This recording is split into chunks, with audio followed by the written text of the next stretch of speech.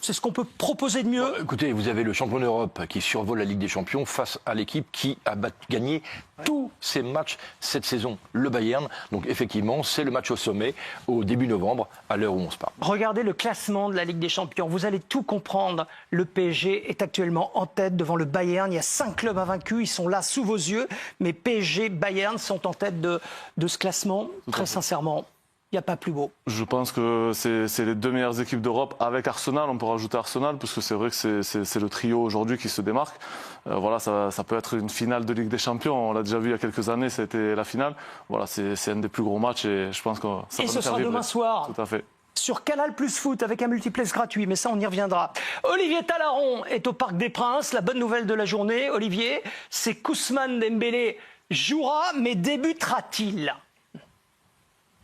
C'est une bonne question, Eric. Vous avez dit qu'il s'est entraîné ce matin. C'est vrai, en tout cas pendant les 15 premières minutes qu'on a pu voir, nous. Mais Luis Enrique l'a confirmé. Il va bien, Ousmane Dembélé. Alors, on était un petit peu surpris parce qu'on a tous vu cette image où il dit face à Nice à la fin du match qu'il souffre quand même de son ischio droit.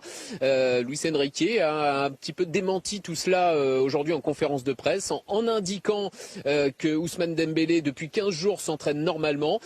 Qu'il postule évidemment à être sur le terrain demain. Moi je vais vous dire la tendance en tout cas c'est qu'il ne débute pas quand même Ousmane Dembélé. Il n'y aura pas de risque de prix parce que même s'il n'a pas rechuté réellement, il ressent quand même quelques douleurs. On sent qu'il n'est pas encore à 100%. La tendance c'est donc plutôt, on y reviendra avec la compo complète, que Ousmane Dembélé débute en espèce de super sub on va dire demain à la Gonzalo Ramos et qu'il rentre seulement quelques minutes. Voilà ce qu'on peut vous dire en tout cas concernant Ousmane Dembélé. Vous parlez de la compo complète, vous l'avez, la compo possible, probable ?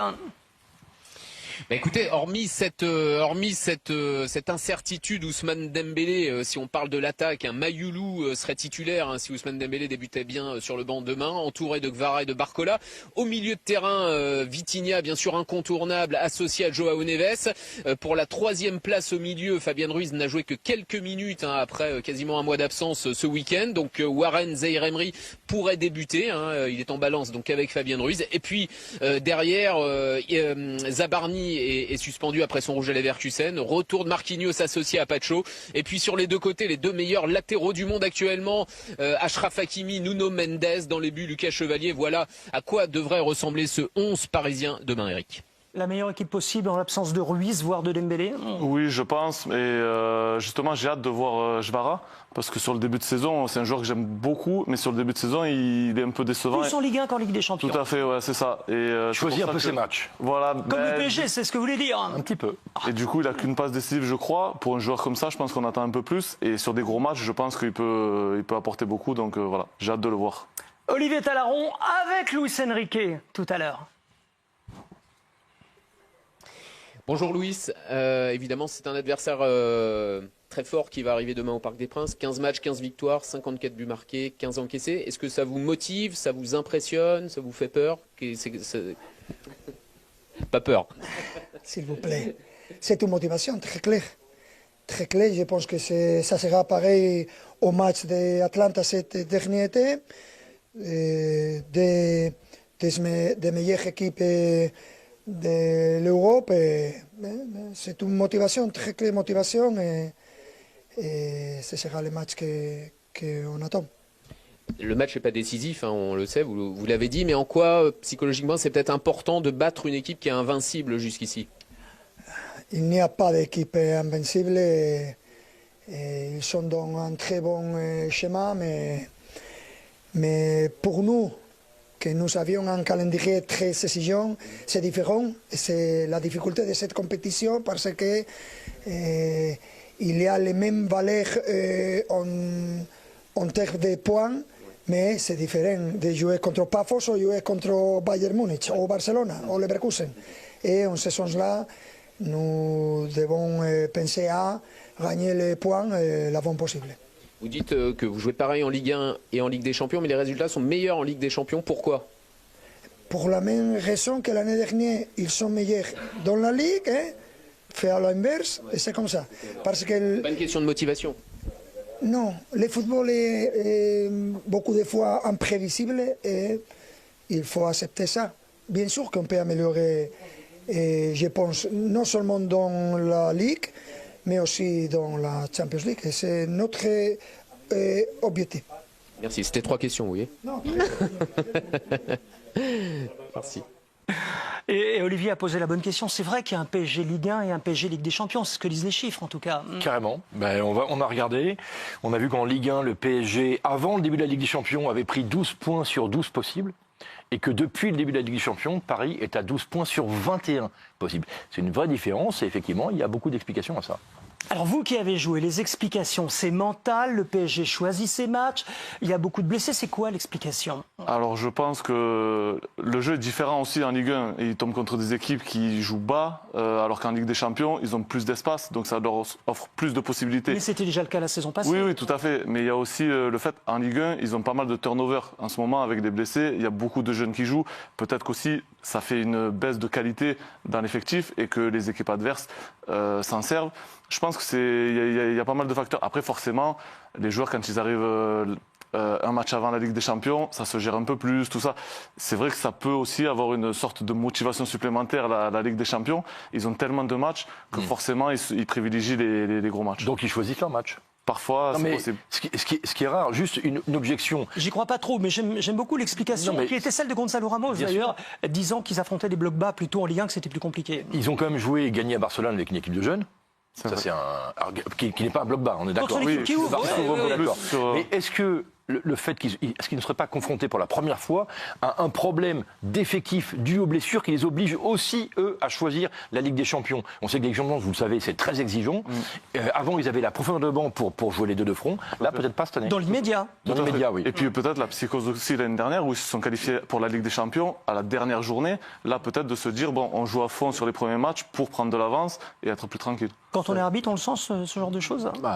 Quand vous voyez que les équipes mettent moins d'intensité, vous le voyez que le PSG, c'est pas le même que l'an dernier. Ce que disent les chiffres également, à moins d'intensité en Ligue 1 qu'en Ligue des Champions. Mais là où dans les duels gagnés, pardon. Thomas, c'est que la saison dernière leur a servi de leçon, c'est-à-dire qu'il faut être prêt tout de suite. L'année dernière, ils sont passés trop près de gouffre. Souvenez-vous qu'à 2 journées de la fin de la dernière journée, c'était pas joué. Et donc c'était pas gagné. Donc je pense qu'ils ont retenu ça, et donc il faut être prêt le jour J sur ces matchs-là, et peut-être consciemment ou inconsciemment, chacun apportera son. Et le Bayern a retenu la leçon aussi. Et que dites-vous à ceux qui s'inquiètent pour le PSG alors du coup? Non, le PSG sera là au oui, le prochain. rythme de croisière va se mettre en place. À ceci près que l'an dernier, ce qui était favorable au PSG, c'est qu'ils étaient qualifiés, ils étaient champions très tôt, ce qui leur laissait vachement de latitude pour préparer au mieux les matchs qui allaient compter en Ligue des Champions. Là, ce sera peut-être l'inverse. Ils sont peut-être qualifiés très tôt. Et peut-être. Et pourront jouer un peu plus en Ligue 1. On verra. En tout cas, Olivier Talaron, on rappelle que le PSG est champion d'Europe. Il y a une image que vous vouliez nous montrer, filmée par Nicolas Paillard, qu'on n'a jamais vue. C'est le mur des légendes. C'est quoi? Exactement, c'est dans le vestiaire parisien, dans la salle d'échauffement, juste à côté du vestiaire principal, avec ce mur des légendes. Tous les joueurs, champions d'Europe, l'ont signé quelques jours après le sacre à Munich au mois de mai dernier. Et voilà, ils ont copié un petit peu leurs aînés, qui en 96, lors de la finale de la victoire en Coupe des Coupes, avaient tous signé également. Les 2 tableaux, les 2 murs des légendes sont maintenant côte à côte. Et ces images n'ont jamais été filmé dans ce vestiaire parisien, et c'est vrai que Nicolas Paillard a réussi à avoir ces images cet après-midi, et on voulait vous les montrer. Exclusivité jour de foot. Thomas Mangani, vous qui étiez milieu de terrain, Vitinha, 3e du Ballon d'Or, logique?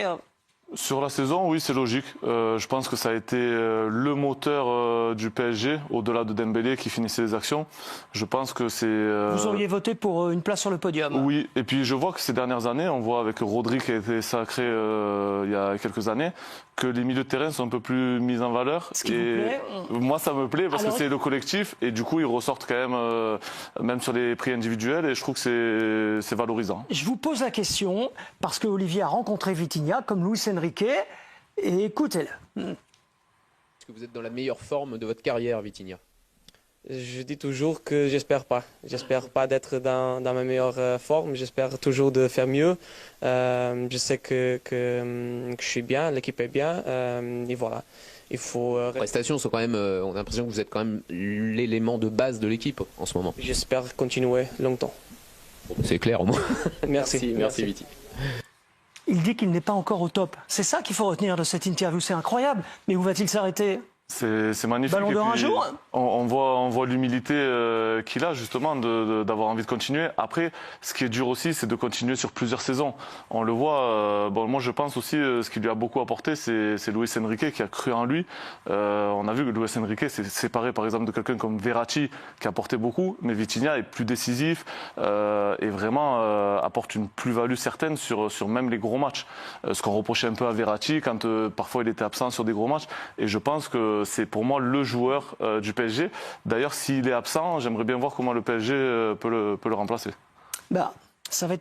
Ça pourrait être compliqué sans lui. Le PSG aura besoin de lui demain. D'autant qu'on va rappeler Geoffroy, ce que représente le Bayern actuellement, qui bat tous les records. Une énorme machine, colossale machine qui gagne tout, qui a joué 15 matchs et a gagné les 15 matchs. Un record absolu dans l'histoire des grands championnats. Du jamais vu. Du jamais vu dans l'histoire des 5 grands championnats. Et puis regardez, sur ces 15 matchs, c'est 54 buts marqués. En gros, pour vous dire, en moyenne, ils battent leurs adversaires par 3 buts d'écart cette saison. Voilà, ça sert le Bayern qui vient demain au Parc des Princes. Et ce qu'il y a d'inquiétant, Olivier Talaron, c'est que ce Bayern, si l'on accepte Moussiala, blessé de longue date, sera au complet. Oui, exactement. Et c'est vrai qu'il fait peur ce Bayern, en tout cas sur le papier, pour ce match de demain. Regardez là cette compo. Évidemment, l'homme à surveiller, ce sera Harry Kane. Mais s'il n'y avait que lui dans cette équipe, ce serait beaucoup plus simple. Michael Olise, bien sûr, sera là. Diaz sur le côté gauche, Gnabry, évidemment, un petit peu en retrait. Et puis derrière, Upamecano, Neuer dans les buts. Oui, c'est une équipe qui est très impressionnante, comme l'a dit Geoffroy, au niveau des statistiques. Mais on va rappeler quand même, Eric, que la dernière équipe à avoir battu le Bayern Munich, c'était cet été. Cette équipe, c'était bien le PSG. Et on a rencontré tout à l'heure Vincent Kompany, il s'en souvient encore très bien. On va revoir la compo. De quoi avoir peur quand on voit cette équipe? De chaque joueur, de chaque ligne, de tout De tout le monde. C'est la plus belle équipe du Bayern depuis très très longtemps. On a l'impression qu'ils sont très forts tous les ans. Non, mais depuis Heinkes, mais dans un autre style. Heinkes, c'est très vertical, ou Flick, très vertical aussi avec Lewandowski. Là, le danger vient de partout. Les combinaisons sont multiples. On ne sait pas, c'est simple, on ne sait pas où donner de la tête lorsque le Bayern joue. C'est Vincent Kompany dont parlait Olivier qui a tout changé. Il a apporté beaucoup. On émettait des doutes sur lui. Oui, tout à fait. Mais je trouve que ça se ressemble beaucoup les deux équipes dans le sens où c'est un collectif. C'est pas d'individualité, c'est vraiment... Comme le PSG. Tout à fait, c'est pour ça que ça me plaît. Et Luis Enrique avait apporté ça justement, on reprochait avant à Paris d'être trop sur les individualités. Le Bayern a toujours été sur le collectif, mais là, ça ressort encore plus. Et en plus, c'est une des équipes qui court le plus en Europe. Ils font 123 km, je crois, de moyenne par match. Pavlovic, Kimmich, ça fait que courir. Donc ça va être, justement, avec le milieu du PSG, un gros match. Vous l'aimez, le Bayern? Oui, c'est incroyable. Mais alors, ce que dit Thomas est juste. C'est-à-dire qu'il n'y a pas d'énorme individualité en dehors de Kane, qui a un grand nom. Mais sinon, vous regardez l'équipe, il n'y a pas des noms gonflants comme il y a eu au Bayern. Et c'est effectivement le collectif. En ça, ils sont très proches, Enrique et compagnie. Et il y a une subtilité au Bayern, c'est qu'ils ont laissé du temps à compagnie aussi. Ouais. Parce que, alors que c'est un club où on se dit ils ont une exigence de résultat. Rappelons quand même qu'ils n'étaient pas très bien classés non plus dans la phase de Ligue l'an dernier. Ils ont fini 12. Mais c'est simple. À ce stade, ils avaient 3 points et le PSG 4. Vous voyez la différence? Donc, c'était pas au top. Et puis surtout, en termes de stabilité de l'effectif, à l'intersaison, ils ont fait quelques ajustements sur l'équipe là qu'on a vue. Il y a 2 joueurs majeurs. Il y a Luis Diaz et Ta qui joue derrière. Sinon, c'est la structure de l'an dernier. On va l'écouter, Vincent Kompany, avec Olivier Talaron, encore une fois. Bonsoir Vincent, première question simple, qui est la meilleure équipe d'Europe? Est-ce que c'est celle qui reste sur 15 victoires en 15 matchs ou est-ce que c'est celle qui est championne d'Europe en titre?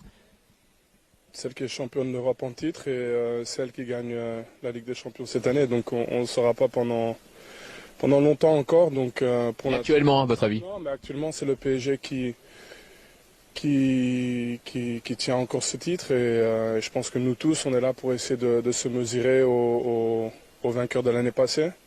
Mais on vient bien sûr avec l'année passée. Je ne pense pas qu'on peut dire que la phase de groupe décide du vainqueur.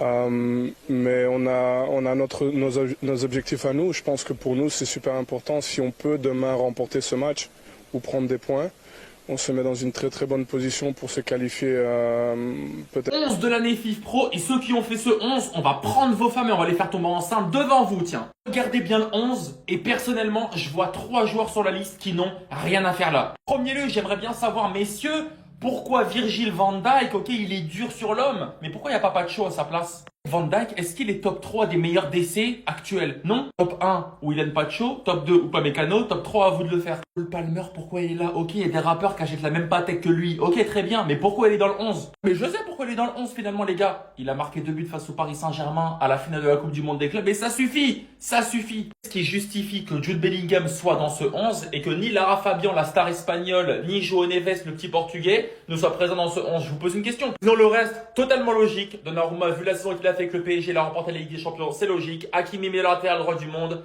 Nuno Mendes, meilleur latéral gauche du monde. Pedri, avec Vitinha, fait partie des meilleurs milieux du monde. Mais j'aimerais bien savoir pourquoi Joshua Kimmich, tout le temps sous-côté, jamais présent dans les 11. Enfin, Lamine Yamal, Kylian Mbappé et enfin le Ballon d'Or, Ousmane Dembélé. Qu'est-ce que vous en pensez de ce 11?